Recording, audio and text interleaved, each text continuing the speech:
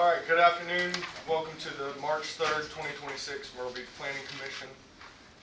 Call this meeting to order. Start with roll call. Phil. Here. Sharon. Here. Joe. Here. Danielle. Here. Paul. Here. Zeb. Here. Joyce is absent and Betty is absent. I'd like to have a motion for the minutes. February 17th. I'll make a motion for approval. Motion by Paul, second by Sharon. All those in favor? Aye. All those opposed? Motion carries. All right, moving on, matters of business. A 2505, Park at 48th Avenue. Cameron. Yes, sir. This is a petition from the Park at 48th Avenue North POA to annex approximately 8.7 acres off 48th Avenue North and to rezone from Horry County General Residential to Myrtle Beach R5 Single Family Detached Residential. Again, just as a refresher, everything bounded within that orange box on your screen will be subject to the sanitation request. The POA did provide this plat showing all of the parcels involved in it, and I can quickly run through this again. This is the financial analysis by the financial staff of the City of Myrtle Beach, looking at this annexation request as required by state, showing a total valuation of $10 million for the properties here. The 75% threshold of property owners and total assessed value was met as part of this petition. Again, I'm just going to kind of blitz through this slide and get to the summary. The Financial Services Department figured that the tourism development fee would grow by $16,967, and it would result in a variational loss of estimated $16,920 per year. Only thing remaining there is the findings of fact for y'all to base your judgment on. As part of this process, the POA did send in some points of consideration that were emailed to you all, and I hope you all had a chance to review those. Happy to answer any questions, and this is subject to a public hearing.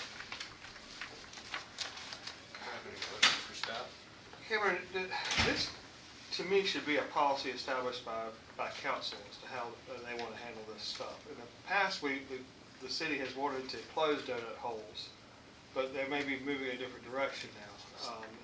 So I guess, have you got any kind of indication from the city council as how they want to proceed with this? I have not. Okay. I mean, because really, any annexation of residential is going to be a loss. Correct. But if we didn't annex residential at all, we'd have no residential. Correct. So, but I think this is a policy that really ought to be established by council. I mean, we're going to recommend one way or the other anyway. So Correct. it'll be council that ultimately establishes it. And I think maybe you will see that precedence from the recommendation that you all make once it goes to City Council and they have that vote. You'll know the direction and feeling. But at this point, y'all are a recommending body. And as we talked through in the workshop, our role as staff is to provide the facts of the matter and for y'all to vote your conscience on what you think is the best way I can guide you on that. Yeah. When we're doing an annexation of like a new home community, we're getting the tap fees and that kind of thing coming in where we are not getting here, right? Correct. Which would help offset some of the loss. Some of that. Yeah. Kim, is there a way to put it up on the screen as to what the donut holes are around there? So, best way would be to look at the map in front of you. At the workshop, it was requested to look at all of the available donut holes in the city. Okay. Because of the variation of the way the map kind of shakes out, working with their GIS staff, found that there's roughly 800 acres of land that is completely encompassed by the city that's still available for annexation, and that's not including like anything you see bounded by the intercoastal waterway. Right. It's anything that's purely a donut hole. There's about 800 acres of land split up between various different types of zoning at the county. So that's kind of the best we could do on that one. It's roughly 800 acres. But again, it varies between the different types of county jurisdiction or zoning. Okay. So in the case that what we're dealing with today, we're looking out the 40th Avenue. So we got the Benton property over there. That's a big acreage over on 38, and over on 48. We're talking about the park on both sides and some of that area. The park on the south side is already in the city. Is it? Okay. Yes. Okay. So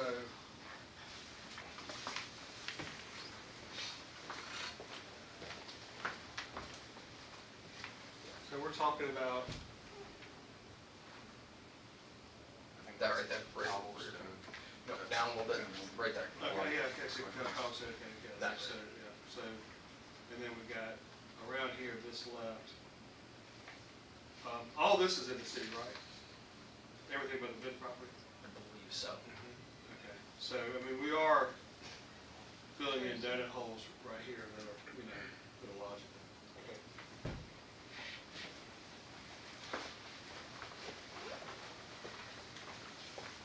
Any more questions for staff? Why would it be zone R5? That's the minimum lot size that we could fit with that one. The minimum lot size is like something like 5,400 square feet, so R5 would be the most applicable. I thought we wasn't using that no more. Yeah. It's currently a zoning classification that is on the books.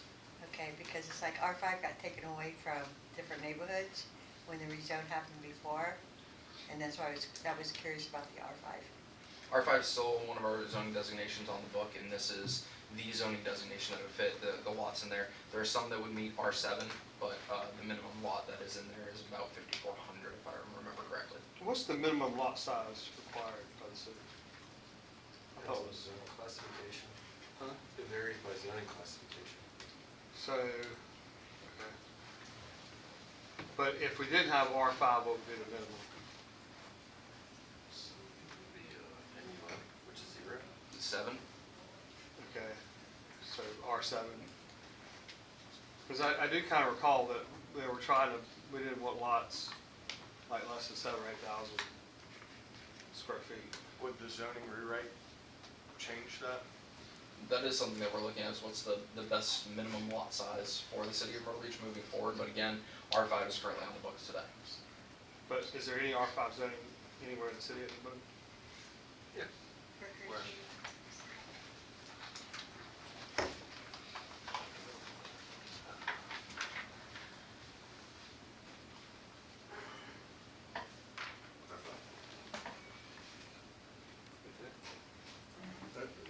That's off of what road? Mr. Joe Way? Yeah, it's for Is that the Booker T. keyboard. Washington? Or what is that? No, Booker T's the other side. What's, These are the Canal? line. Canal area? Yeah, off Canal.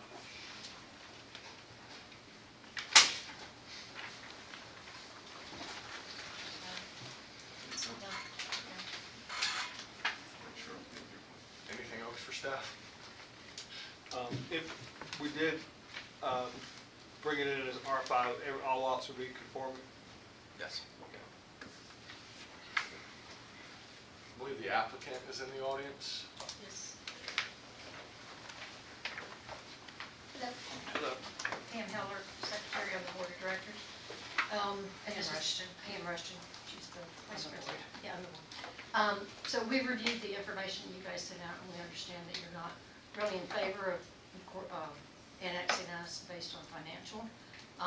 We understand that based on last meeting, that pretty much going to be a wash. We're going to bring in 16,000 in, what was it, TDF credit, that's going to wash it out. So we're hoping that you would reconsider that, not solely on financial, because if we are incorporated or annexed into the city, hopefully that credit will increase over in the future, and hopefully we can end up, making more money, because our community really wants to become involved in the city. We have people that want to serve on the community board, committees, city council, things like that. So, in reviewing, it looks like we've met 3 out of the 4 requirements, and I guess it just goes back to the financial. And we had a gentleman, Jeff Anderson, do his own analysis, and we sent a copy of that over if you want to look at it. And we just feel like we could be, it would be a positive thing to be incorporated into the city.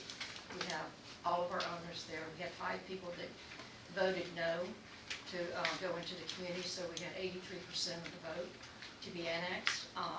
The other people that did not vote, 2 were people who have basically used it as a second home. 1 voted no because she wants her trash picked up 2 days a week. And the other 2 are just basically silent.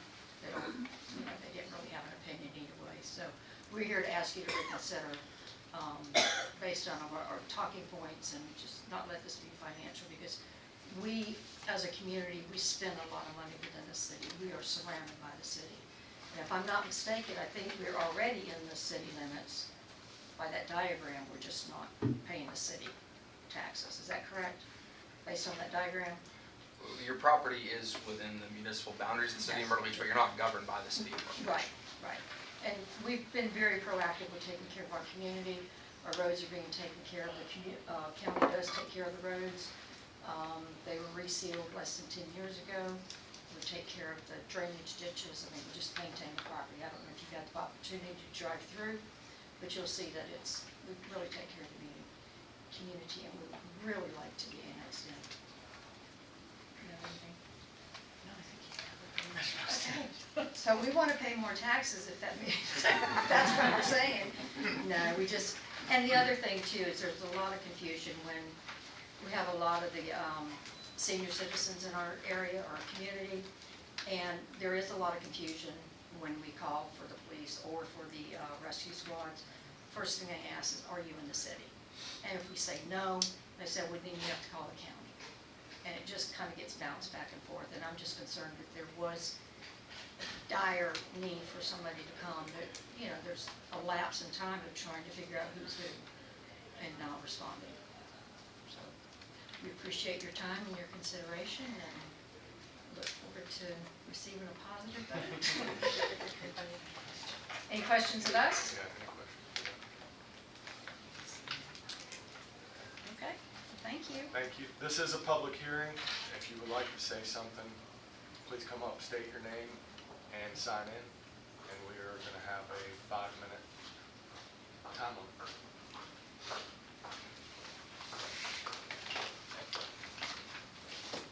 Anybody from the public want to say anything? Come on up.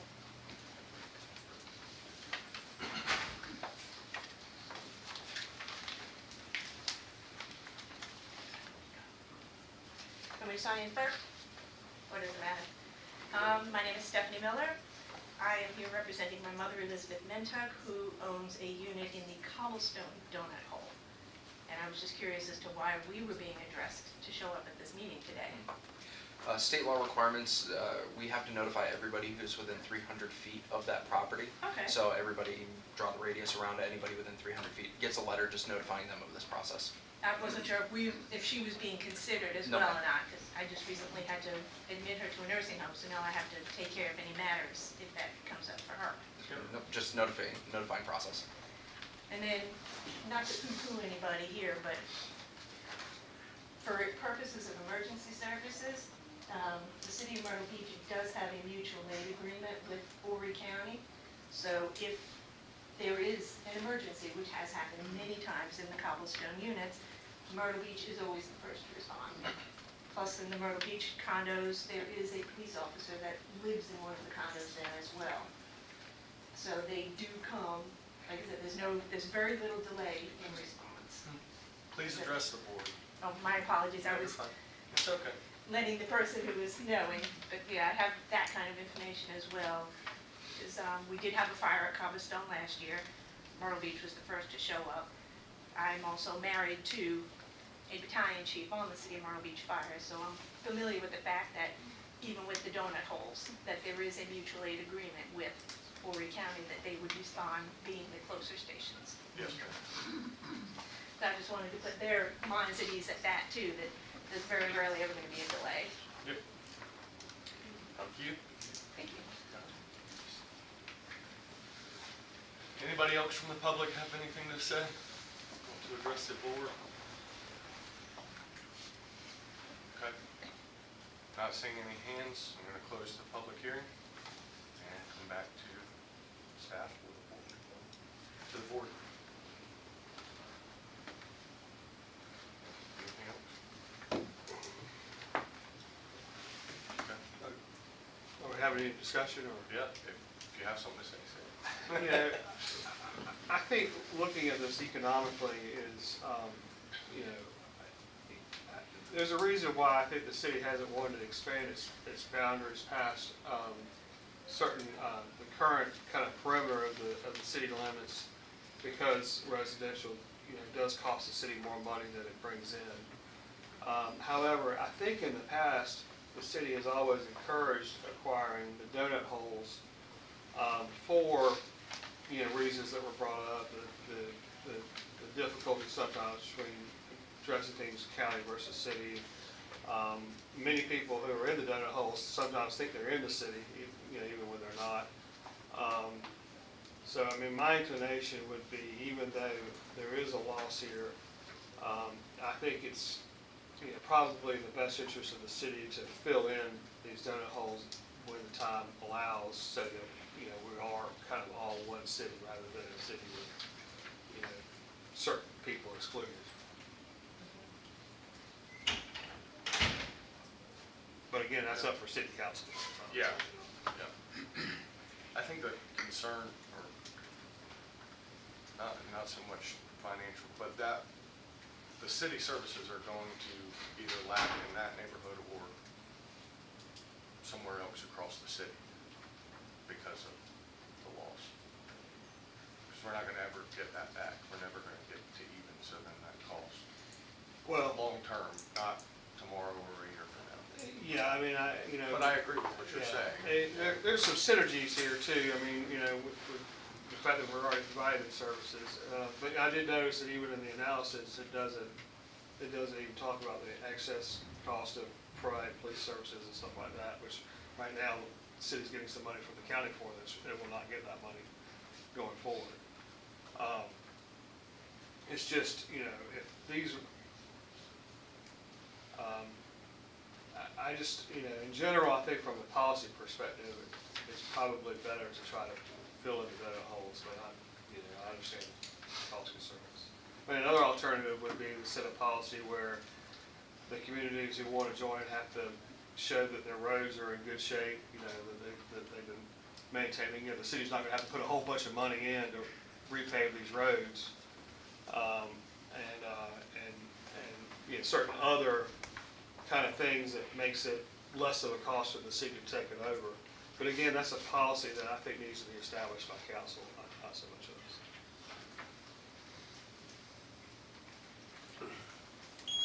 I would agree with you totally. I think we have a donut hole in the city somewhere. I think it behooves the city, from my standpoint, to get that within the city.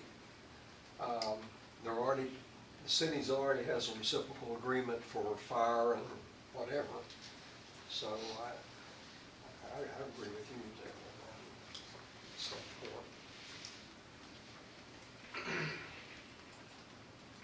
Any other discussion? Somebody want to put a motion on the table? I'll make the motion. As I make it, I just want to clarify to some of the people that's out there. In the last meeting, staff did point out this analysis had to be required because of the tight process by what you went through. It's a 75% process versus 100%. So they're required by state legislature to put together the analysis they've made. And it's very specific what type of analysis they have to make. So they can incorporate a lot of things like y'all had put into the equation of extra value. So I do want to recognize that and understand that that's the position staff had to be put in by a state regulation standpoint. So don't go out there and think that they're doing something to try to do something that's not appropriate or wrong. So I want to clarify and make sure you understand that. I make the recommendation we approve it, and for the reasons why is I think the current comprehensive plan, it fits within the framework of the current comprehensive plan. The current plan is to close donuts. Had this been a land that had not been developed, and somebody comes and says, I'm going to post 34 lots, and I want to incorporate it into the city of Myrtle Beach, we wouldn't even blink an eye. I agree with what you're saying, that it doesn't include some of the tap fees and other things you get with this. But you also, at $500 per person, is reality what it is. You cannot value the citizens in and of itself. The value of good citizens is beyond $500 or a few dollars here. That's about how it is per person to cost. So I see that as value. There is census value. There is census value because by having them in the city, then this increases the population, which census does create value to the city and certain things that they can do. And as has been stated, they contribute to the city businesses, well below the laws. They can contribute to voting, they contribute to serving.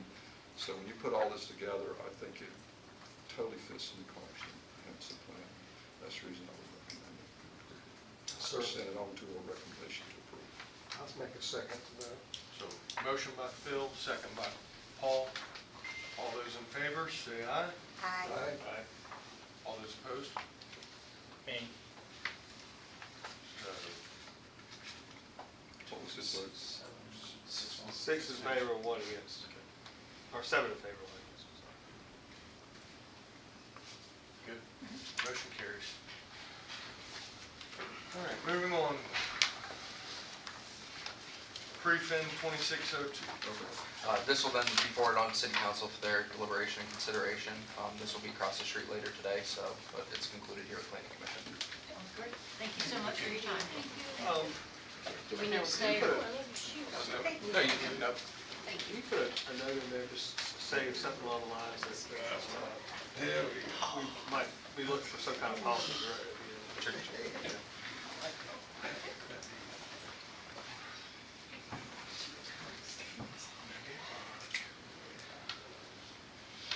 All right, good. Pre-fin 2602, 3rd Avenue North and Flag Street. Kelly. This is request from Ford Shelley, applicant, to subdivide approximately .42 acres on the corner of 3rd Avenue North and Flag Street into 2 lots of 8,761 square feet. Here is a location map, aerial view, zoning map. It's within NUH. And the plat with the minimum NUH lot area requirement as 6,000 square feet. I'm happy to take any questions. Applicant's also here. Any questions for staff? Any questions for the applicant?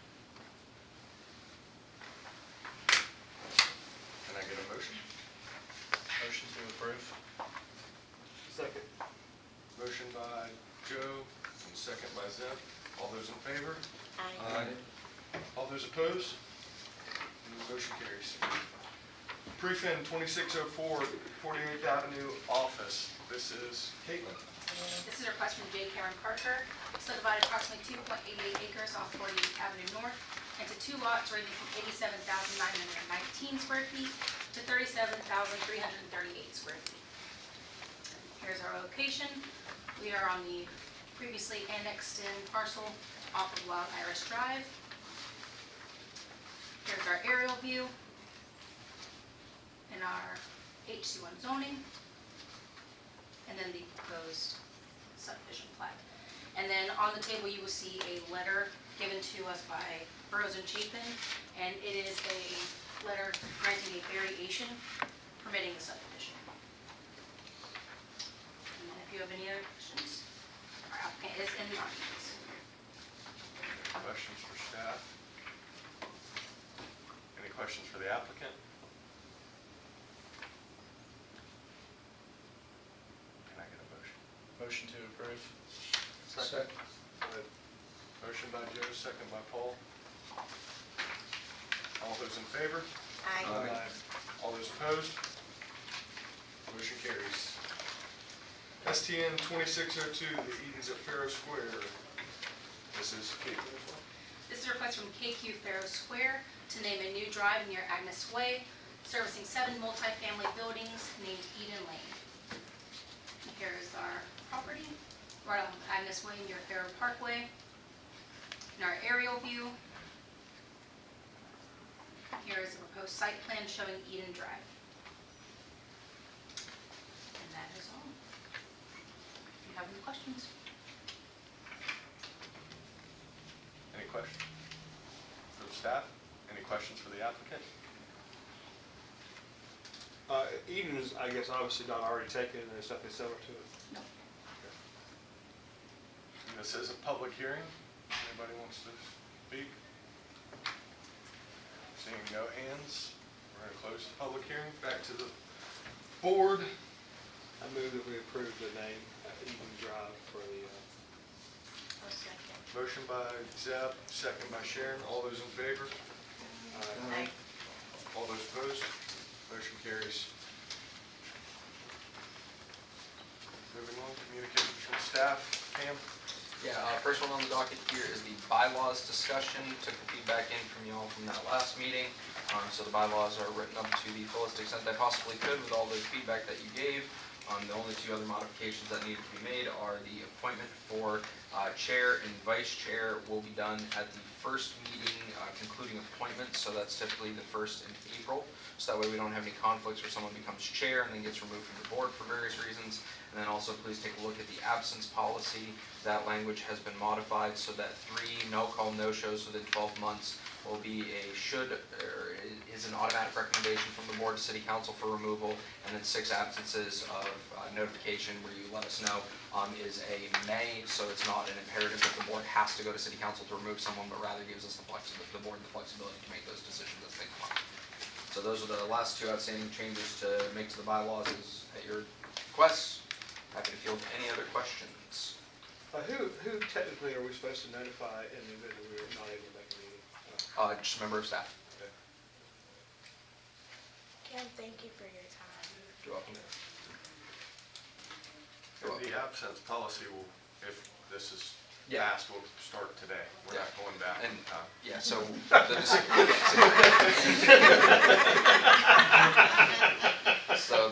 so just because you missed the last one, the discussion was, do we start You've this? been notified. Do we start this now, or do we go backwards? And the board came to the conclusion that it was best to, everybody's here, we agree on it moving forward, and we just start looking forward. Okay. Thought that was the most fair solution. Do we need a motion on this? Yes. I have just a couple of questions. On page 2, section 3, on the role of parliamentarian, I understand it. I think it's a good recommendation to do. I just want to clarify something. If we, as a planning commission, have an item that we do need to seek legal on, and we'd like to have that as an executive session for us to be there and discuss, does this preempt that from occurring if it's a call to do that? No. So could you explain to everyone the parliamentary role versus saying we do have a matter that we all can agree to or we can't agree to as staff, and we call it an executive session, how would it be different than this?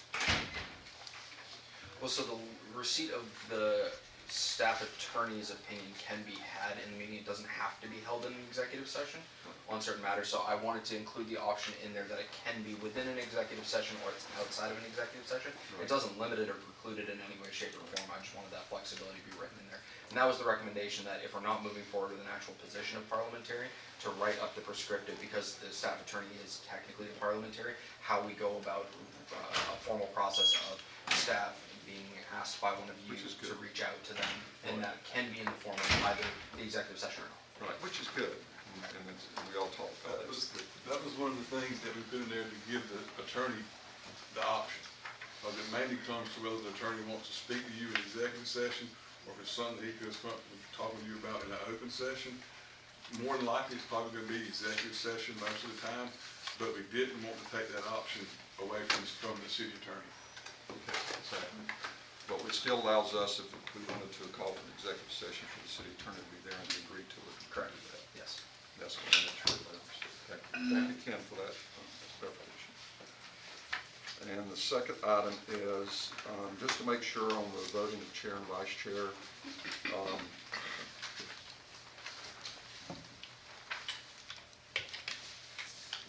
in our current rules, just like we have today, we first get a nomination for to approve a request, and we vote on that first.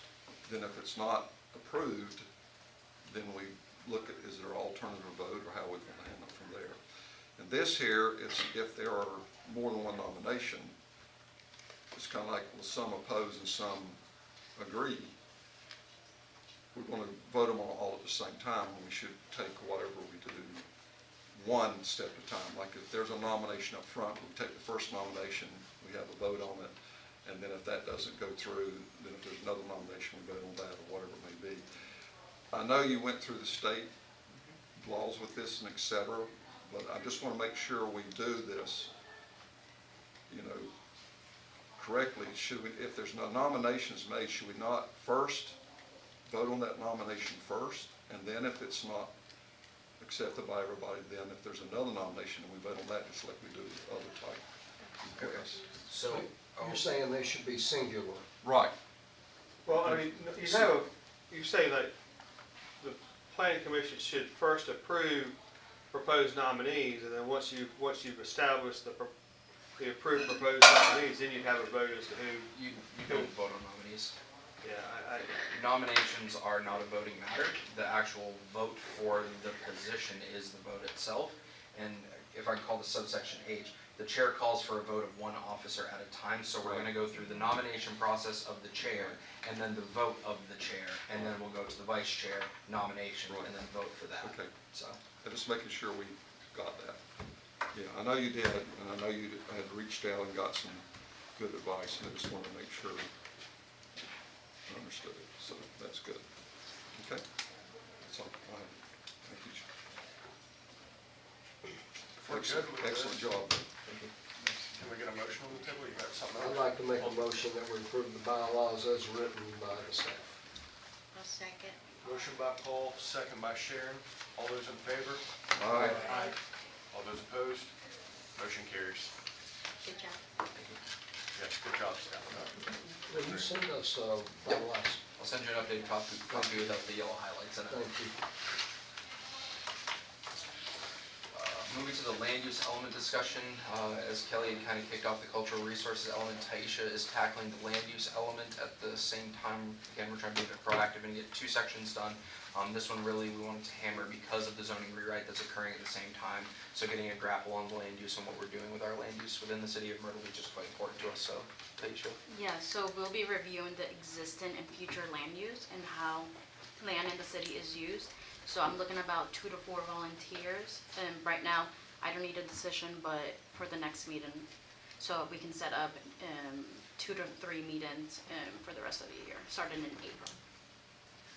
you say land use, are you meaning like revisiting all the uses of the current various zones, or? Currently, right now, Kimberly Horn is updating our zoning map, so we will be working with the update of the zoning code Okay. and setting up goals and policies, so that the goals and policies that we decide align with the zoning code. The new.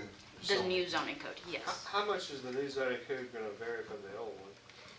That's coming up next. Yes. All right, This wasn't a scalpel, this was a flamethrower. gotcha. So, So What next time meeting. could we meet? And we can, I'm lenient with time, we can meet after 5 or during work days. We'll just, whoever decides to be part of the land use element, we can all decide. Okay. And that's the next meeting you need. Yes, please. So we don't have the whole Good. good, so.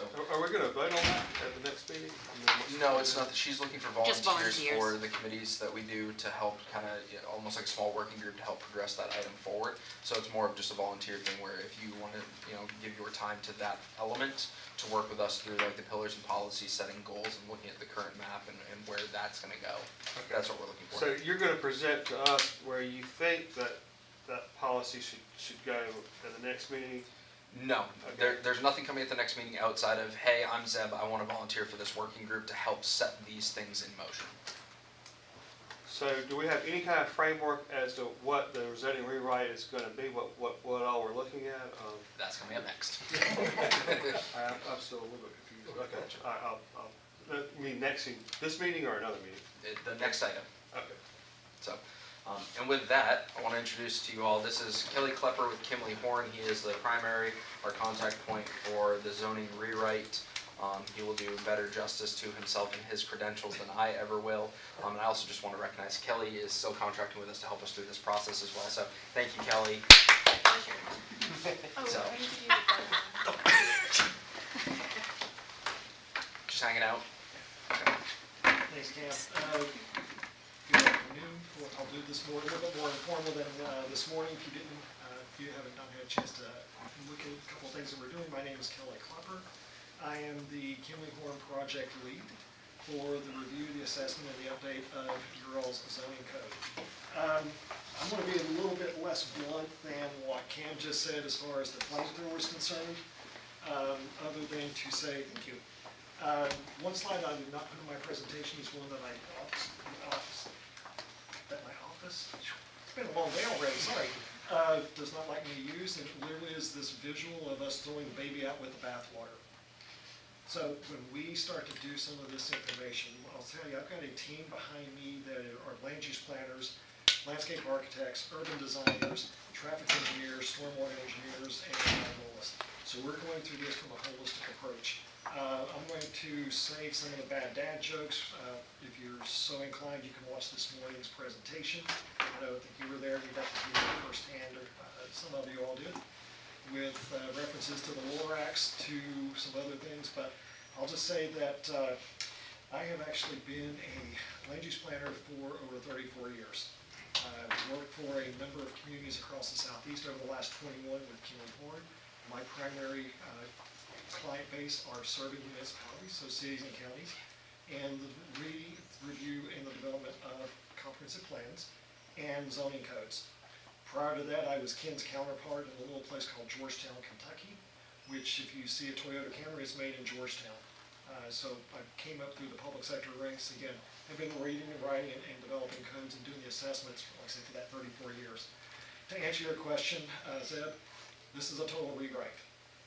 We have gone through here and literally started doing an assessment. All of our team kind of looking at, started asking a lot of the tough questions of the what, and why. And more importantly, why, and how. Because, and you all know this, having, living through this current code, it jumps between chapters.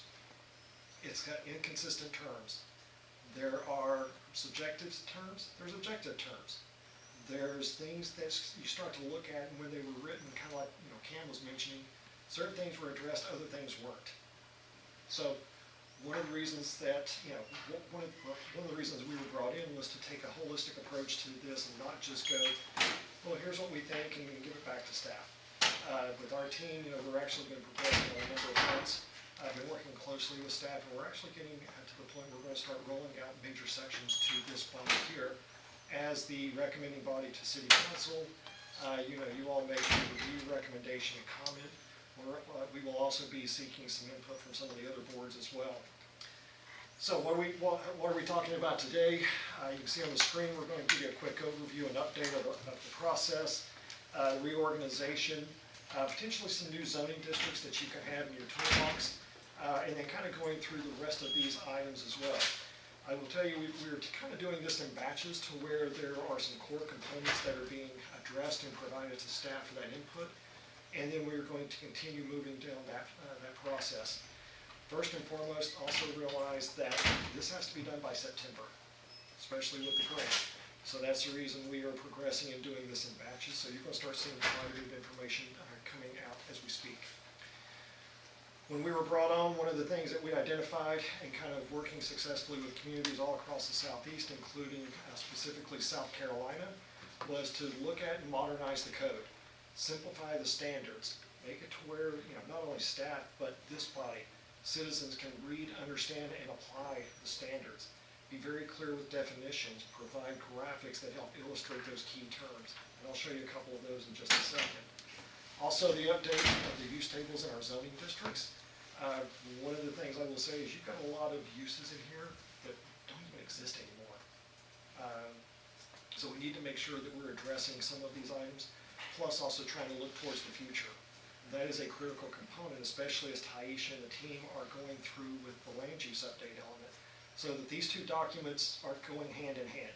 One informs the other informs the other one back. So they are in sync together at the end of the day. And then more importantly, with what our friends end up doing over in Columbia, changing state law every so often, there's definitely some things that are currently moving through the process with regard to concurrency and some other things. So ensuring that we are being consistent with the code of laws. Existing code as we speak is right now. You can see that you have all of these items, including, I'm not sure why it renumbered like it did, Tim. That is weird. Just noticed that. But when you start looking at this code, what you start to see is there's components in there regarding amendments. The Board of Zoning Appeals, the Community Appearance Board, then there's sign regulations, and then you keep going through, and then zoning districts are back actually in chapter 14. Before you even get to zoning districts to say, what is the district, what can we do, you got to get through all of this component. And then at the end of that, there's also additional items, so you're literally bouncing between chapters to try to make sense of what's going on from a regulatory standpoint. And at the end of the day, chapter 13, which shows up as right-hand column, chapter 3, supplemental provisions, that is your catch-all for anything and everything that doesn't normally fit in a standard area. There's a lot of different things that are in that chapter. So when we started looking at this, we started thinking, what makes sense? So we look at chapter 1, so we broke it out into kind of, and this is something that we'll be presenting to you all for your input as well. What is the administration? What are the zoning districts? And then what are those design and development standards? More specifically, we talk about the who, the what, and the why. We talk about the districts and where, and then things that you normally see that are actually getting implemented, whether it's parking or signage or buffers along the way, including additional components that you see right there with respect to lighting, as well as standards of measurement, so how we actually define and utilize some of our development terms. One of the questions that you all were asking earlier as far as what are we doing with some of our districts? We started looking at a couple of different things, and at the end of the day, it became very clear, one, you have a lot of districts. You have a lot of zoning districts. A lot of them are, I'll say, fairly similar in nature in the sense that you have similar standards as far as lot size and setbacks and things like that. So does it make sense to continue to have the number of districts that you do, especially on the left-hand side? Well, let me stop you there, because one of the reasons we have those districts is because they create the minimum size of the residential lots. And we've got a bunch of, I've lived here all my life, and we've got a bunch of traditional neighborhoods that have certain size lots. And if those lots are not protected to a certain size, then we're going to have people come in and they're going to want to start subdividing lots and creating smaller and smaller houses in a traditional neighborhood that might have a certain size house. New communities have covenants and restrictions that are put in place to it, but these are older communities that didn't, back before CCRs were even ever done. If there were restrictions put in place, they were done in the form of a deed restriction. So I guess my concern is what are we doing to protect these traditional neighborhoods? So good question. I will definitely say that what's on the ground is on the ground. It's protected, it's vested, it's grandfathered. The reason we started looking at some of the combination was the number of properties that you see that were in each of these zoning districts. And whenever we see a small number or small area that is, we'll say, isolated or something like that, can we start to look at something that is a little bit more consistent across the board? At the end of the day, if this group, and more importantly, the city council says, that's great, Kelly, we're just going to keep what we've got, we keep what we've got. So part of this was to assess and see where can we look at efficiencies, where do we have redundancies, and do we have districts that literally are almost identical except for like one small piece? That one small piece being the size of the lot. Not necessarily. What's the difference between R5 through R15 other than the size of the lot? There's some additional And setbacks slightly, okay, yeah. But again, that's also part of the traditional neighborhood concept. The setbacks would change based on the size of the lot. But it's not going to affect an existing structure that's on the lot. Well, it's going to be non-conforming, but grandfather. But what I'm talking about here is the situation where you go down to Surfside, you can go up some places in North Myrtle Beach where they don't have zoning with a certain lot size. All these people from out of town they buy these lots, and then they subdivide them and they put up smaller houses, that do not match the character of the rest of the neighborhood. Because it's a way to make money. They buy a lot, and being in a beach community like we are, one lot subdivided in two is worth two lots, for the most part. So I think if anything, I think we need to go the opposite direction on this. I feel like we ought to be establishing residential zones that fit the communities So, and what's there now, I mean, to protect them. so if you would kind of let me get through portions of this presentation also. My Ken. apologies. One thing I was going to say is, one, we definitely are keeping an eye towards those protections. When we met with Cam and staff, we did a tour of the city. We went neighborhood by neighborhood. We started looking at the districts and started to ask those questions as far as the lot sizes, the context that we see here, and are we potentially looking to create some undue situations. If you start thinking about what's on the ground today, and I'll say, the 7,000 square foot lots, that's great. If you took the 7,000s and started applying those to new projects, or you go to 10,000 square feet, or even larger, what you start to get into, and I'm not going to use the S word, but basically it's sprawl. You're now starting to get residential or different types of development that are being forced to the outskirts, which causes increases in city services. Yes, the city has the ability to say, no, we don't want to annex, but at the same time, you've got development that would be, at that point, starting to look in the county that you have no control over. So starting to look at ways of, when I say creating a setup and a system of districts that are more conducive to the new development. Yeah, traditional neighborhood design and practices are built in. That's inherent. The area that we went to, Cam, and I can't remember the name of it, where it had the huge trees that were just absolutely amazing, going up north, had the kind of wishbone street. Pine Lakes? Is it Pine Lakes? You're up there around Highland Avenue, toward the Wishbone Street. And by the way, if these lots are subdivided, those trees are gone. Not necessarily. I mean, but in many cases they are. I mean, if it's within, once you subdivide the lot, if those trees are in the area that the house could go in, they're gone. Those old trees are gone. They may have to do some remediation, I don't know, but that's one of the issues with subdivided lots. We're not messing with the Golden Mile. Okay. And that's the other thing I was going to say, we're looking at it also from what happens with the tree preservation and protection. We actually have enhanced protection measures than what the city has on the books right now. So if we can keep going through this, again, this is... One more thing to that. There's a better chance that we're going to create non-conforming lots than there is that we're going to bring more lots into compliance. And to create non-conforming lots, that means that you've got a lot that is the size below the standard that we are now requesting. So there's going to be a much greater chance that we're going to be creating non-conforming lots by actually putting greater square footage possibly on some of the lots that are already out there. Okay. I guess we just need to see what the proposed zoning is. So as we kind of keep going through the list, if you don't see something over on the right-hand column, that just means that the nomenclature is staying the same. Some of this is re-looking at a couple of the existing districts, or where we are changing, like I said, the nomenclature, the two-letter identification on a couple of these, creating that. But then that redevelopment district zone, the RDZ, that's one of those items that we've had considerable discussion with staff, and also is it spot zoning at the end of the day? Kelly, did you say that last slide is putting them more into groupings than it is anything else? We're definitely putting things into the groupings that are more akin to like land use discussions that Taisha and the team are going to have, from what's really residential, what is commercial, what's office, what's industrial. So you're actually grouping together like types of uses and terms. It's going to be easier for Charlie to also kind of start to look at, is this an industrial use with these 4 districts that we're talking about? Right now it's kind of scattered, it's a little hodgepodge all across the board. And then also I'll say right-sizing the residential component. And when I say this, because Cabana, which I've got the example of right now, is grouped under residential.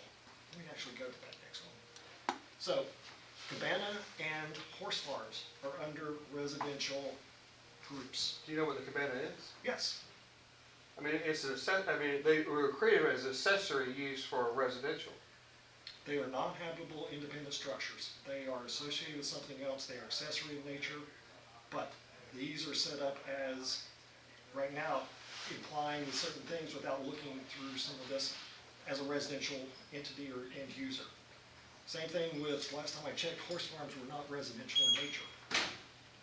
So again, starting to move the pieces of the puzzle around to create a little bit easier application for staff as well as Charlie and the zoning staff.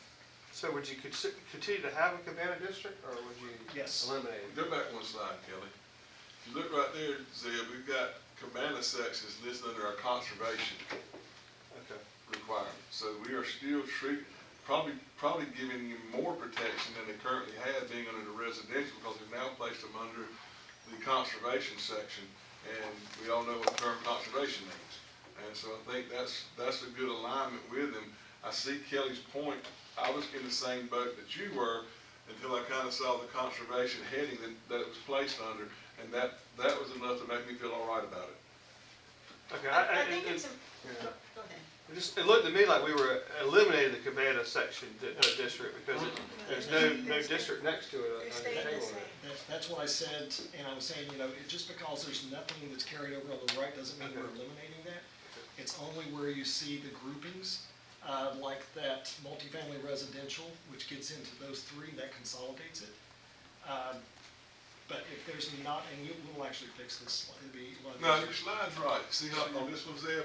All these have a continuous line going across. Right. Go back to the other slide. You see now we've got all these, we've taken these 5 and condensed to 3. We've taken these 3 and condensed to 1. So whenever the lines just continue straight across, we're not changing the name to it.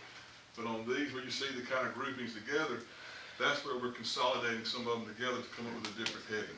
So in this case, though, with like single-family residential, you got a medium and a high. So those are the two new single-family districts. And then we're going to have you're saying we're going to have a pretty sizable minimum lot requirement in both the medium and the high? No, I think we're getting lost in this part of the discussion. As Kelly pointed out at the beginning, our intention is not to throw the baby out with the bathwater. What we're talking about right now is how the document is organized. Kelly's giving you some examples about how this is what it looks like now, and this is how we're going to make it more user-friendly. We're not talking about what the lot size is going to be in this residential district or that residential discussion. The policies are still going to be in place. You might have a single-family district with the lower density or whatever 2 letters we're going to put over it. In another part of the code, we're going to have design standards for that. And if you're in this neighborhood, it might be different than if you're in that neighborhood. But the zoning district will be the same. We're going to get into the minutia of the details of the actual regulations later. So we're going to have. Right now, we're talking about how the document's going to be organized. But I think it's important to understand that. I mean, if we're talking about eliminating all these different single-family districts and creating 2 districts, well, what those 2 districts are matters. Right. I mean, as to whether or not this is a good idea or not. But what we're trying to do right now is we're trying to broad stroke. Okay. This is an overview meeting. This is not the detailed meeting. This is the, hey, y'all, we're about ready to get started on the zoning rewrite. Here's your first taste of it. The detailed, more in-depth meetings are coming in regard to this. This is just a broad stroke. We're looking for overall understanding, not detailed, specific understanding right now. That's going to come at the later date, and when that comes, we're not going to bring to you the whole ordinance at one time. We're going to bring to you these sections to talk about, then we're going to bring you these sections to talk about, and that's when we can get more into the detailed conversation. But for Kelly to be able to get through his very good presentation, we need to view this as the broad stroke that it is. So again, kind of looking at the existing use table, what we kind of identified and proposed, so getting back to that use groupings for staff's use, getting into the individual uses, and I'm just going to point on this screen with the respective code sections and starting a little bit of a simplification of that table. There's a lot going on with some of these uses, so we can actually get in there and redefine some of the use standards to be, like I said, a more generalized, and when I say generalized, recognized type of use, and then specific examples that as far as whether it's permitted, and this is what this includes, versus accessory at the end of the day. The last thing we don't need is to have ad nauseum, I'm not going to say some of these because these are actually all being kind of carried over, but there's some uses in there that literally gets into 4 different things and they're exactly the same.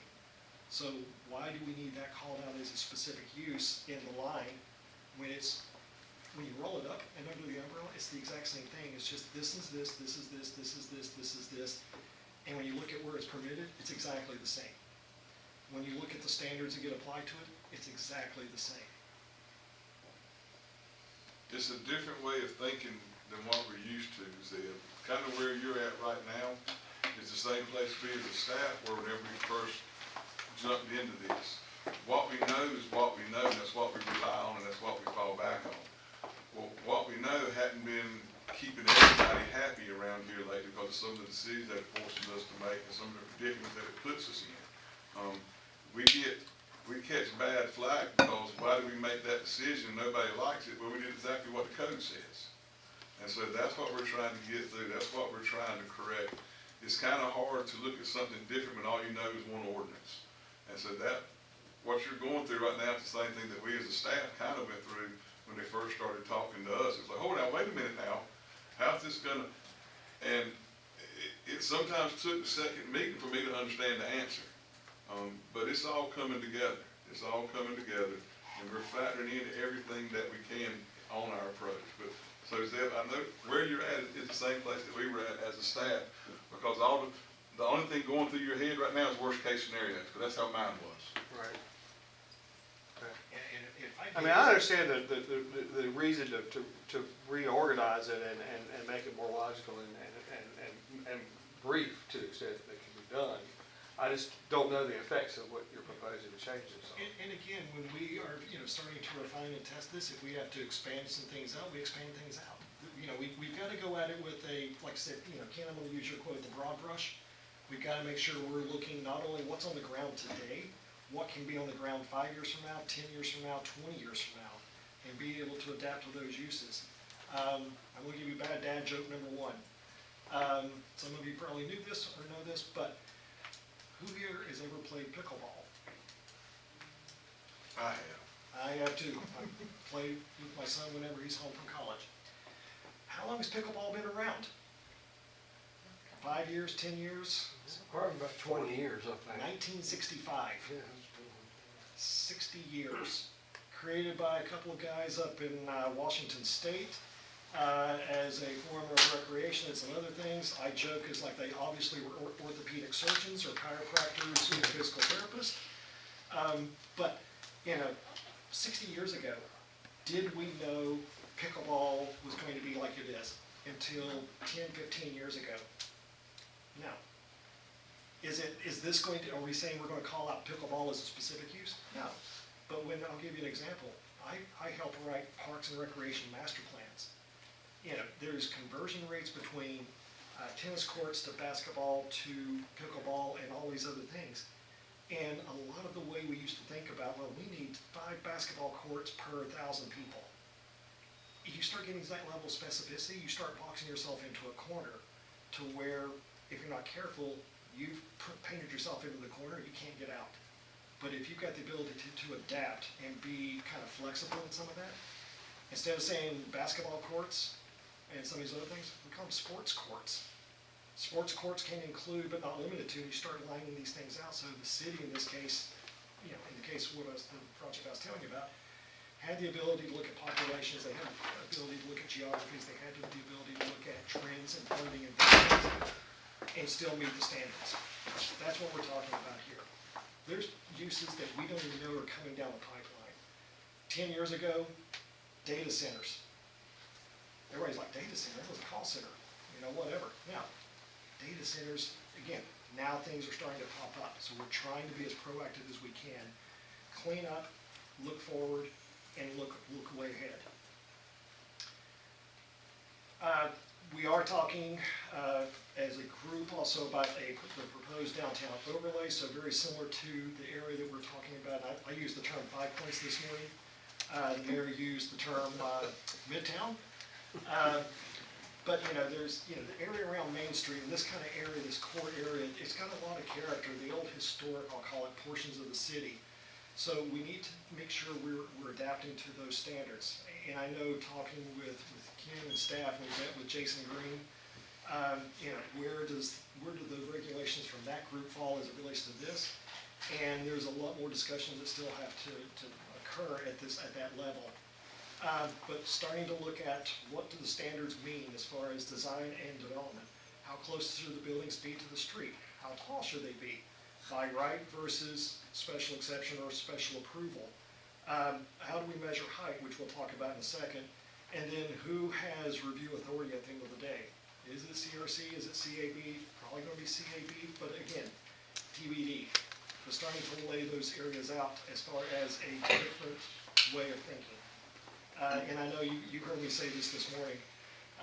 When you start thinking about some of the downtown components, we rewrote Greer's code. They had a great, it's bad dad joke number 2, sorry ladies. They had a great downtown district called the CBD. 20 years ago, who had even thought about CBD? Now it's like, wait, what? So we went back and we started asking those questions about what was the historic nature of Greer? How was it founded? Where was it founded? And we created the downtown district called Greer Station based off of those original geographies, and really kind of got back to that grassroots component of the walkable downtowns, the interconnected, and the preservation of those existing historic structures. And as new developments coming online, it needs to emulate that. That's the same types of things we're talking about here. Open space and landscaping, your code is okay. One of my partners, who is a landscape architect and arborist, and we've been working very closely with staff, Public Works versus some of the other groups that deal with some of the trees and things of that nature. So looking at, when we say minimum open space requirements, we're talking about active and passive recreation. We're talking about some alternative ways of creating some of those spaces. Low impact development, buffering standards for some of the landscaping and provisions as well, plus those clear maintenance standards. That's one of the things that we see is lacking as we speak. There's nothing that says how you should and how long you should be maintaining this, especially from an approval standpoint. The other thing I'll tell you, in just the realization is, and I'll go through this in just a second, Myrtle Beach is not flat. You're relatively flat compared to some other places, but you've got a little bit of slope, you've got a little bit of change. So ensuring that as we're talking about some of these buffers, and I ran into this when we were working with Monroe, North Carolina, elevation changes from the road to the back of the property of 10 to 20 plus feet. So if the building is set down at the very bottom of the property, you're either having to bring that lot up, or you've got landscaping that is, you can't see anything, or if it's the opposite, the landscaping is useless. So ensuring that we have identified the landscaping and buffering components that also marry up with the land and the topography itself. Tree protection. This has been a continued discussion that we've been having, a lot of discussion to say the least, between landmark and or protected, or I think we're actually, we did have initially called them significant, but we've settled on landmark and protected. Talking about tree protection plans, your code has some language in there now, but it's fairly limited. But what we've also talked about is how much of that existing tree area should be preserved. Because right now there's no requirement that any portion necessarily, without going through the permits, needs to be retained. One of the things that we've looked at is also, if we're going to have a virgin piece of property, one, we need to be looking at the trees that are on the site right now. Invasives, exotics and things like that should not come into the mix.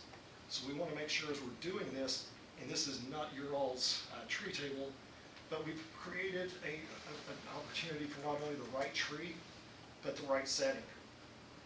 You really don't want to have a live oak right next to a sidewalk or a curb. The root system just does this, pops it up. So if you're going to do something like that, then you've got to make sure you've got tree wells. Live oaks don't like tree wells as much. So you've got some of those things and starting to look at, is it a canopy tree? Is it okay to have along the street?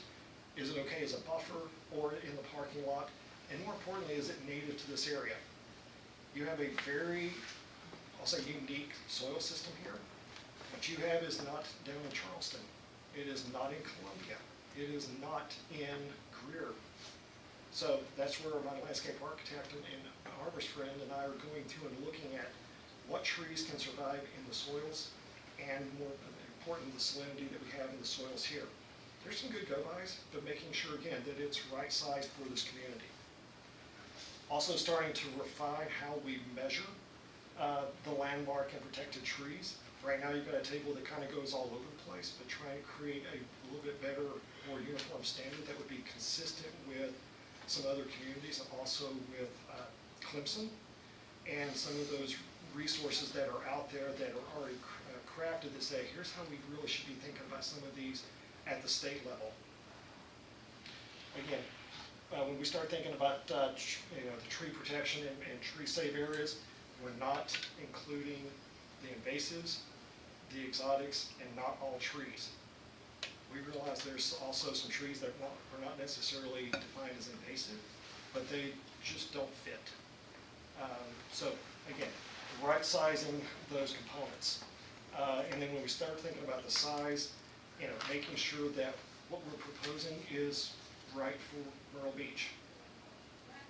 Again, that kind of goes back to this whole discussion of, is a landmark tree 24 inches at DBH? How do we measure DBH and what are some of those things that goes with it? What are protected trees? What's that list of trees that we want to make sure we're trying to protect? Other than, I'll say heritage trees, which have a different designation across the state, typically about 60 inches or greater, the codes and the measurements vary from community to community based off of that local preference. Standards of measurement. Again, what we're trying to do here is to create a system and a portion of this that is consistent. It's easily defined, and more importantly, has graphics so that if somebody's picking up the code, they can understand it. When Cam and the team are saying, well, this is how density, this is density, this is intensity. Okay, intensity is a term that we use for non-residential development. Typically, it's based off of either floor area ratio or building ground coverage. How are we defining that, and what does it look like at the end of the day? Building heights, which I'll show you here in just a second. How and where we measure setbacks from, because those things can be wildly different in certain areas. And then all the way through to even the lot types. Is it an interior lot? Is it a corner lot? If it's a corner lot, where's the front? Does it have double front? What if we have a lot that it takes up the entire corner, so at that point you have triple fronts? Then what? So ensuring that we give staff a very clear set of standards that say this is how we measure, this is how it's going to be applied, and not have it to where somebody has to go, well, we think, and you start pulling stuff out of the air. Another example of our standards of measurement, how we measure height. You can look at stories, you can look at certain elements that say, hey, 35 feet, maximum of 3 stories. Some places will say, hey, just 35 feet. And I've actually worked with a community that somebody went in and did a 4-story building in 35 feet. Not the best, to say the least. So trying to ensure that we're creating a defensible, defined standard of height, stories, and again, how it's getting measured at the end of the day. Not joking when I say this, sign standards are one of my favorites. You heard that this morning too. I'm not an attorney, however, I definitely do look at signage from a couple of different perspectives. Having worked, like I said, in the public sector, worked with a number of city attorneys, and then more importantly, working with communities all across the Southeast, I will tell you every single community that I work in has a little different feel, flavor, and interpretation of some of the sign code regulations. Supreme Court 2015 landmark case was Reed versus Town of Gilbert. Basically, the Supreme Court said you as a community can regulate how big the sign is, how tall it is, and where it can be placed. You cannot say churches get this, schools that get this, government gets this. That's content. Supreme Court weighed in, and there's been a number of cases that have come beyond that as well. There's also another landmark case that came through with the City of Austin with on-site and off-site advertising sites, so basically billboards. So ensuring that the code that we're proposing meets that test. Now, we'll be working with the legal team on that one, but I will say that some of the codes, the language that you have right now, is potentially, I'm saying potentially because I'm not an attorney, in conflict with the Reed case, pure and simple. There's a lot of content that's kind of built into this. So as part of this, creating clear definitions, water projecting signs, water monument signs, What are window signs? What counts as a window sign? More than 3 feet behind the glass should count, especially if I'm sitting there being able to see fluorescent yellow with cell that goes across 4 windows. That's a sign. If it's publicly visible, we need to be thinking about it in a little different way. How do we define and identify murals with or without content?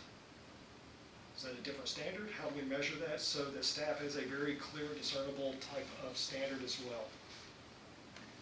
And then starting to actually take what you have, which are things like you see on the left, using the graphics and creating a uniform set of graphics that talks about and visually illustrates what are the different types of signs, and more importantly, oops, what happened with this?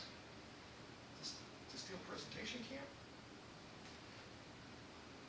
Same one from this morning. I don't remember that slide. Something- Yeah, because you referenced the sandwich boards on this one. Yeah, the sandwich boards, the stuff on the right, I was thinking of the stuff on the left. That's Weird. Anyway, anyway. I had to convert this from a PDF, so it might have gotten screwed up in that process. That I think Okay. that's why all the numbers at the front were wonky. Okay, so I'm sitting there and I was like, man, we really do better work than this. So again, starting to define what are the different types of signs and how those get measured. I used the example today, DeKalb County, Georgia, where we're working, they actually permit certain types of signs, but they permit A-frame, but they don't permit sandwich and vice versa. So it's like they're the same signs in this case, especially when you start reading some of the definitions. Again, there's clear, measurable standards. What are the signs? Where can they go? And more importantly, how do we measure all of this information? Whether or not it's 3 rectangles, or we can get a little bit more creative with some of the geometry that we see in signs today. This is always a fun one. Review authority and the processes. So processes and procedures. So being able to identify and define who has the seat at the table. Quasi-judicial, of course, is city council, because that's the things we're looking at, from the annexations, the rezones, the text amendments, things that require that level of review, especially as being consistent with state law. What items are legislative in nature? Are there certain things that can stop at this body or other groups, or does everything still need to go to city council? There's a couple of things that you probably still want to keep thinking about from a legislative nature that go to city council, but those can be done, like I said, there's other things that don't necessarily need that.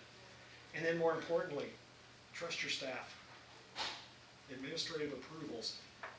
Right now, looking across a number of communities, looking at a number of jurisdictions, the number and the type and the level of administrative or staff reviews in the city of Myrtle Beach is extremely small when you compare to looking at some of the other things. Time is money, money's time. I use that actually I said money is money, but you got a quality staff for a reason. Trust them. Set up the standards to where it's clear, it is very understandable. These are the steps, this is how we measure it, and if we meet these criteria, let them go. Now, are we saying everything goes out the window? No. But are there site plans or minor adjustments up to a certain percentage, or certain things that staff can approve without it being, causing a major issue? Yes. And, looking at a couple of these things and kind of going back through also of like looking at where does the Community Parents Board fall into some of this? I know that's a little bit of a touchy subject.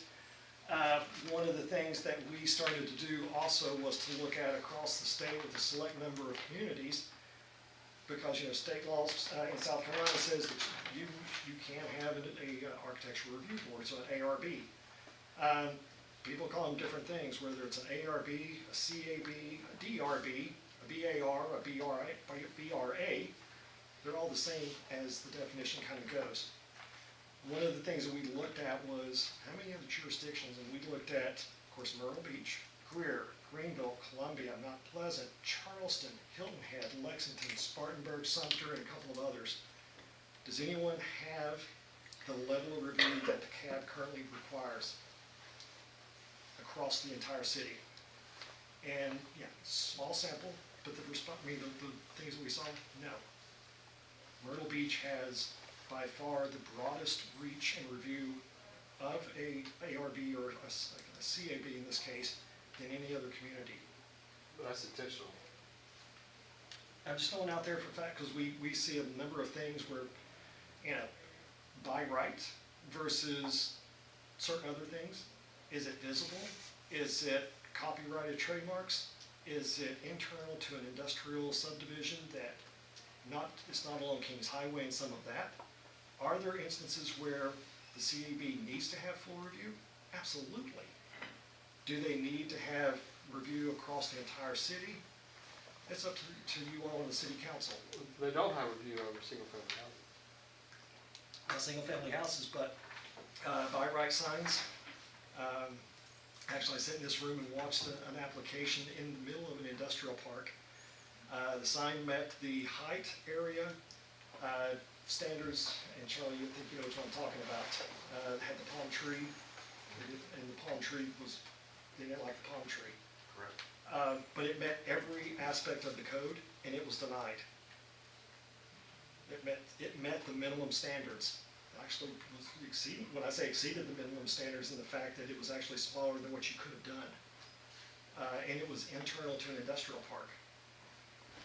That's just me asking the why questions.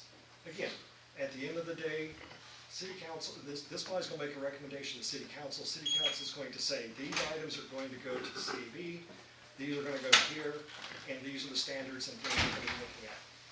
Historic overlays, design corridors, things of that nature, absolutely. But again, what's kind of the overarching concern or consideration that is not being met at that point? Now, are we saying that every single industrial park sign should not go to them? No.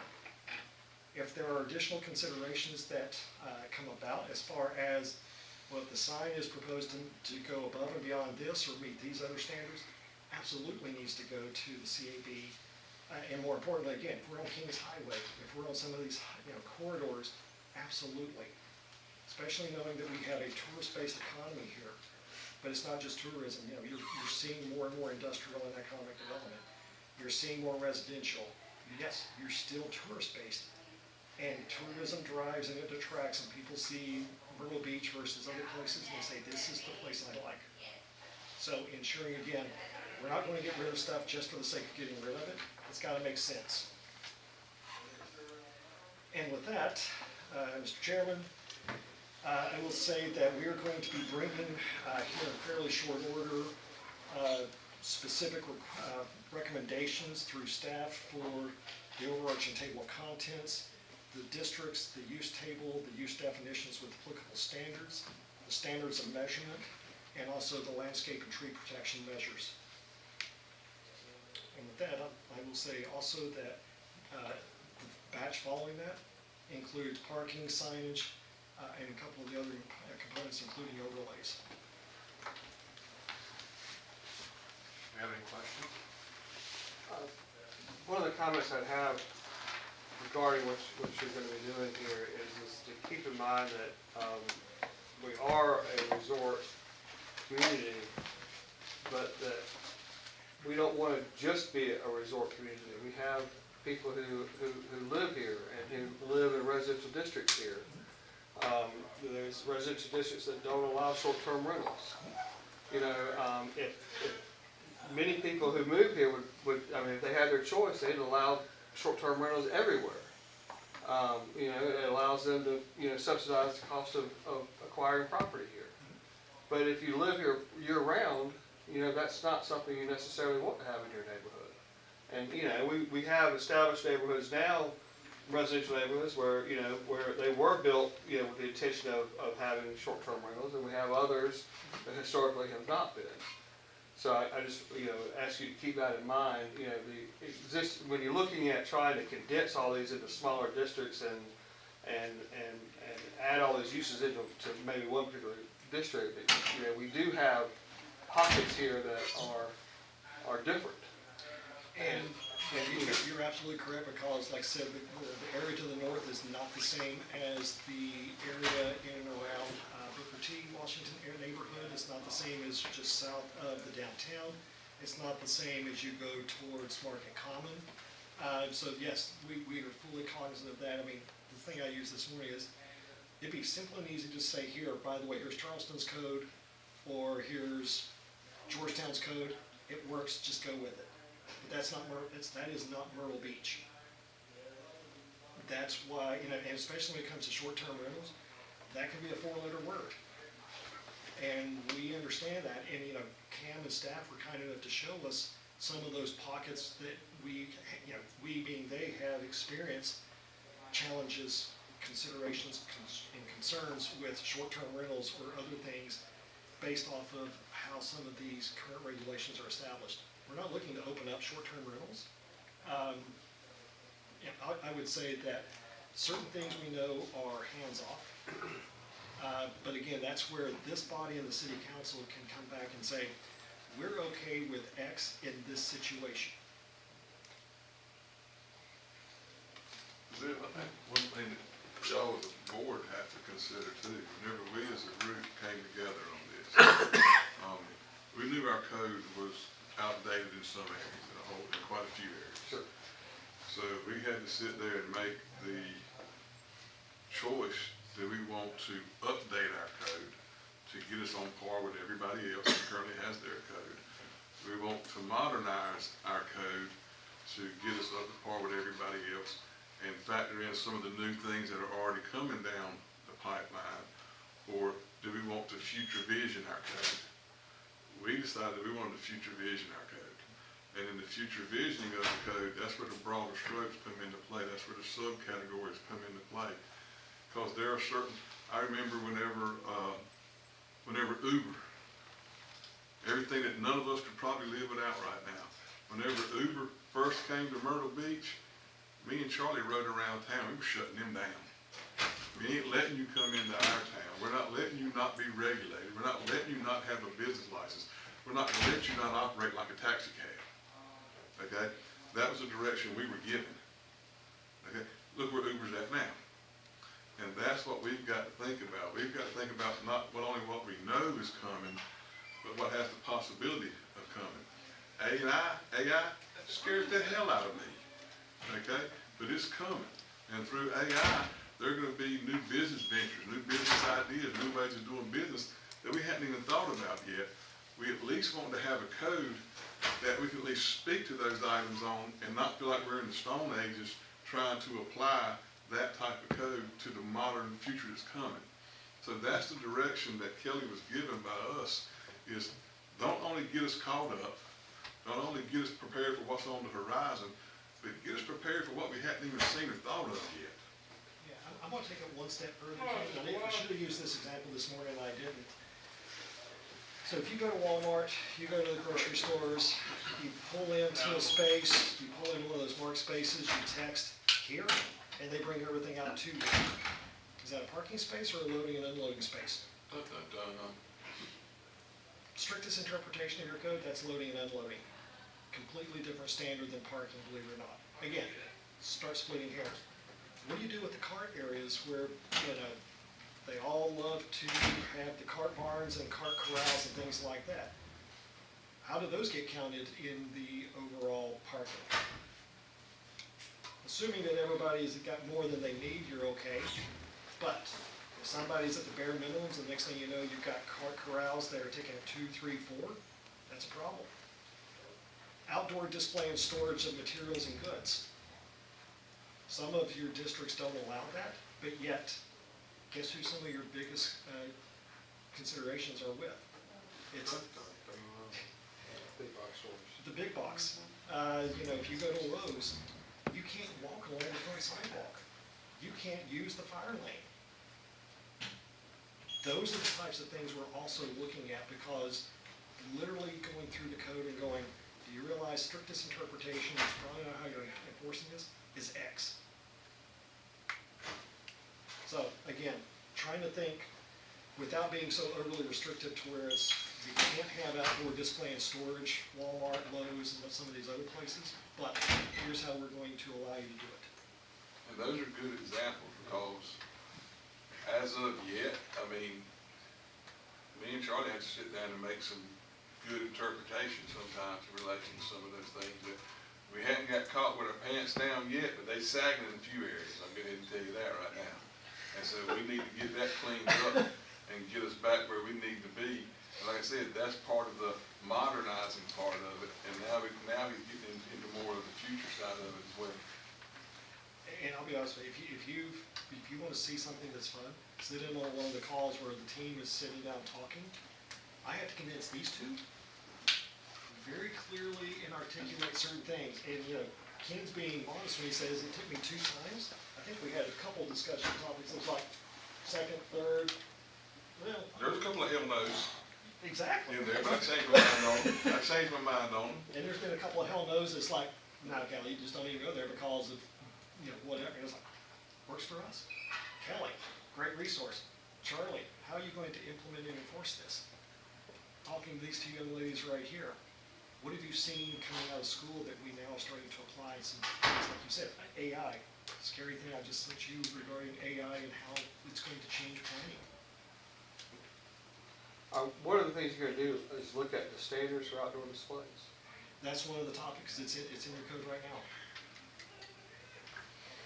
If it's working, but I can say just kind of looking at the way the code is written, and when you start running around town, I'm not saying that Charlie's doing or staff's doing anything wrong. We just start asking the questions, is this the way that you're interpreting and implementing this? I mean, I can easily see the need to look at this. I mean, we make it work, but we can make it work better by getting the proper terminology and proper things. And it frees us up to do more things that are more important sometimes than to worry about how do we get this to fit. We like what it is, but our ordinance just isn't clear to it because it's something that our ordinance really doesn't address, so it might be something newer. And also, I want to be very clear on something else. This is not a reflection of staff. This is not an issue that they caused or created.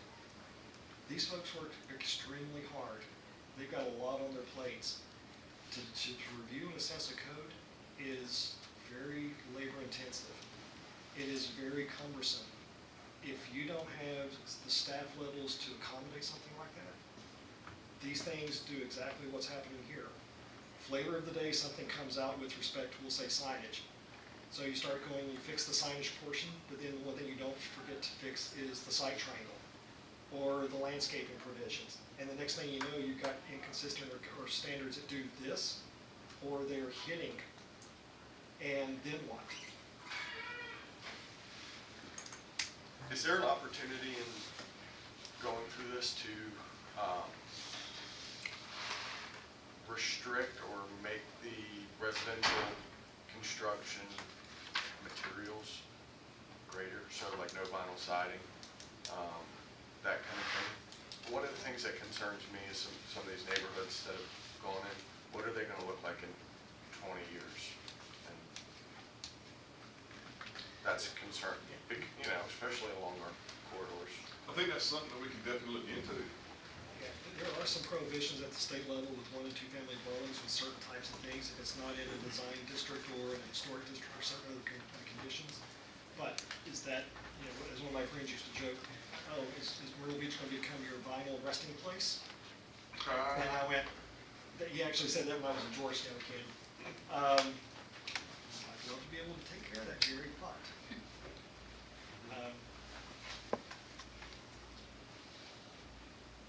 Yeah, by the way, the historic Georgetown district has got live oak trees on all their streets. They're 50 years old, they're beautiful. And a lot of those, especially when you start looking at either heritage trees with their sizes, the landmarks that we're looking at, we're trying to make it, I'm not gonna say it not as easy to remove some of those trees, but understanding, what's the value, and it's not just a one-for-one replacement.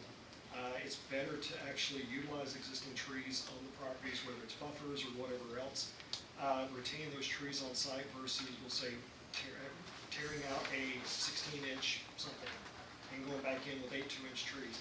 There's consequences with multiplier at that point. It's like, can you design around this? And all this goes back to like the example I used today with grandkids, nieces, and nephews. Why, how? And not just, okay, which staff doesn't do that, but at the same time, it's the regulations are extremely open-ended in these cases, in our opinion.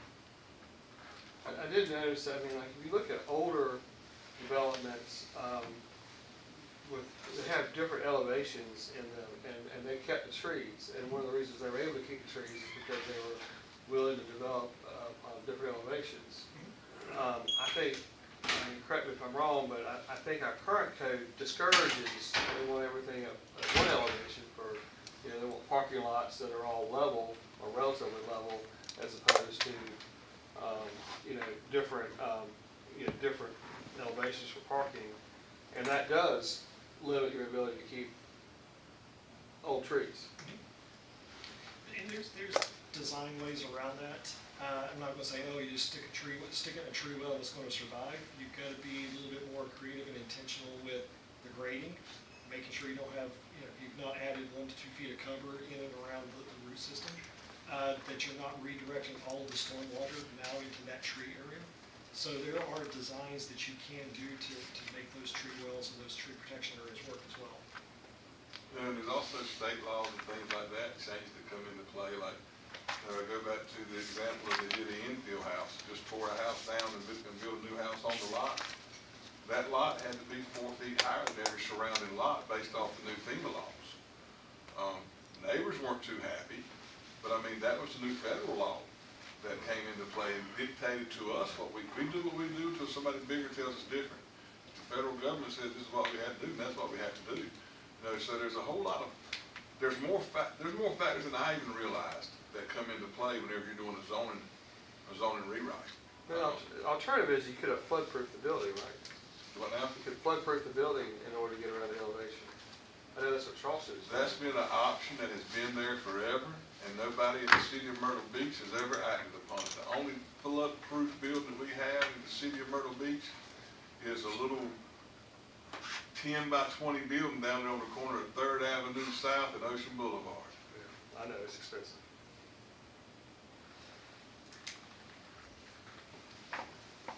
Other questions or thoughts?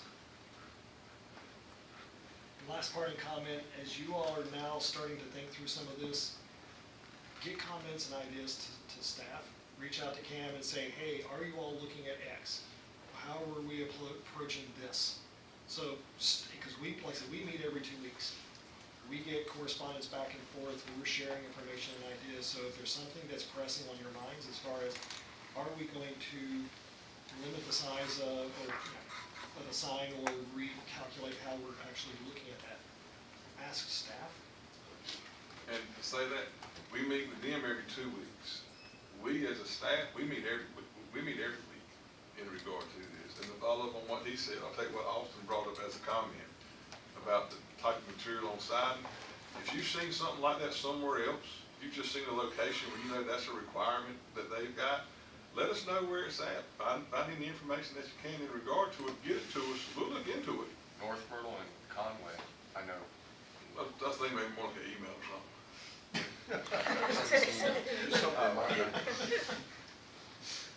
Can do that. Anything else? Thank you all. Thank you so much. Anything else?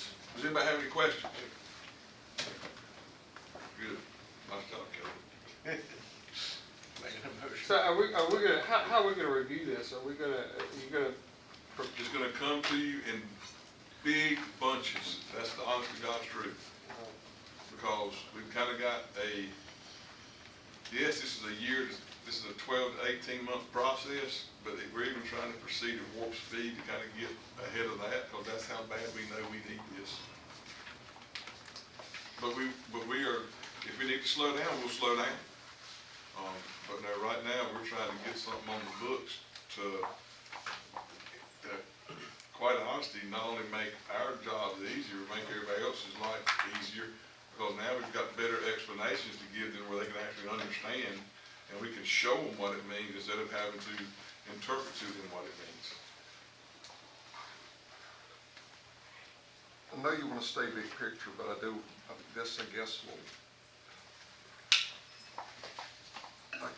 I wish I'd have been prepared to give you the section where I read it, but in the current code, and this was done back in 2014, I know codes have been amended since then, and I understand all that, but in there it stated, I think it was with the landscape code or something like that, that properties had up to 2 years to conform to the new code. Of course, things continually change. I don't know how code staff kept up with the changes, but a lot of them didn't really follow suit with that. What happens with this code? Is it the same type thing? You have a certain amount of time. I know it's in certain areas, you have a certain amount of time to do code, but does this release in the people that should have already done it? They're gonna have now 2 more years to apply to a different code? How does that The work? answer to that question is everybody's got a boss. Everybody's got a boss. I don't disagree with you, but everybody's got a boss. Understand? And that's an around the way answer, but that's an honest, Well, truthful answer. and that's part of what he's come across with the codes. A lot of the reasons these codes have been overlaid and done like this, because depending on the, who is in charge, there might be a group that wants something done a certain way, and then you piecemeal that in there to fix that, and you piecemeal in that to fix that, and you piecemeal that to fix that. And there's not the big vision of keeping it consistent, and that's where you get into that. That's why we're doing the zoning rewrite. Exactly, and hopefully can be the outcome. But as you know, there's individuals that have individuals' opinions too, so it'll be an interesting opportunity. You said something earlier, Kim, are there new zones, or you're talking about maybe sub-districts within districts? Is that the idea? You explain that, Kelly. So, kind of like what, I'm just gonna sit down, sorry, an easier shot. It's a little bit less formal. We're casual, yeah. Yeah. You know, like Kelly was saying, you know, one, are we wed to one size fits all? No. If there are sub areas that have specific standards, yes. If it, again, makes sense, and when we're working with staff and they go, how does this apply in this neighborhood? And they go, we gotta take a half a step back, we will. But, you know, we can take it a couple different ways, like you were saying, Kelly, with sub-districts or certain design and development standards that goes with that, or a completely different approach to the district itself.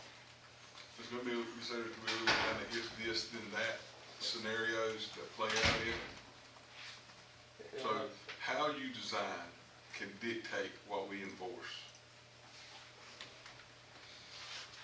I mean, what about what's already designed, what's already in place? I feel like a lot of subdivision areas in the city that don't even meet current code as they exist now for lot size. I mean, non-conforming is nothing to be afraid of in the city of Myrtle Beach. It's already everywhere. You're gonna have a lot of non-conforming anytime you do a rewrite, typically. Like, you keep on referencing neighborhoods. A lot of those neighborhood lots don't even meet zoning code as they exist now. Mm-hmm. I mean, that lot, as it sits right now, is existing non-conforming, but we apply, and it still meets setback requirements, but it doesn't meet the maximum size of that lot, or it doesn't meet that minimum size of that lot. That's where the lot of record stuff comes into play. If we've got a lot that doesn't meet, that is R10, that doesn't meet 10,000 square feet, we're not gonna say you can't build a house on that because it's only 9,000 square feet, but we're still gonna make you adhere to the R10 setbacks. Basically, what you're looking at whenever you're putting minimum lot size, minimum lot widths, and all that stuff, you're really talking about new subdivisions. Just because we don't have a lot of land in the city of Myrtle Beach to be doing new subdivisions, doesn't mean that we're still not gonna write the code the same way that you normally would. One of the other things that we've been thinking about a little bit is what's gonna be a big thing coming for us in the future is infill development. I mean, I've seen more of that in the last 5 years than I did the first 15 I was here. I think on Beach Drive, I think we've got four or five tear down rebuilds right now. Yeah. On Beach Drive. We're looking at almost the L where you start looking at 76th, 77th. Yes, 77th, where you're starting, Beach Drive's almost done, now we're starting to go up the avenues. Right. And that's not us, that's someone's coming in, they bought the property, you're looking at an aged property where they want a different house style. That's the lot that they chose to build. Yeah, I mean, I think that's gonna happen. And then some of it was like, they came in, they said, well, I just want to add on to the house I've got. Well, if you add on to the house you got, I got to kick in new FEMA standards, so you got to elevate your whole house and redo your whole house, so it's better for them to go ahead and just tear it down and rebuild. And so again, we don't have a clean palette in the city of Myrtle Beach. And it's one of the things that we told Kelly, that they're trying to factor that in the best that they can. But yeah, it's, last time I said, everybody looked at me kind of crazy, but change brings about change. And that's what we're getting ready to experience, and change is getting ready to bring about some change. Well, I think what we're trying to do is make sure it's a positive change as opposed to just changing. You know, change is like art, it's in the eye of the beholder. What one man deems to be negative, another man may deem to be positive, and vice versa, in regard to that. I mean, I never thought I'd live to see a day where we were approving subdivision of 40-foot wide lots, but we did.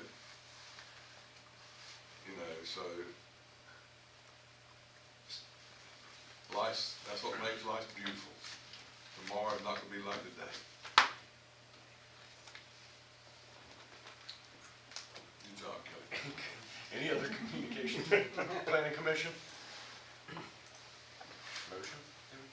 I move we adjourn. Second. Motion by Zeb, second by Danielle. All those in favor? Aye. All those opposed?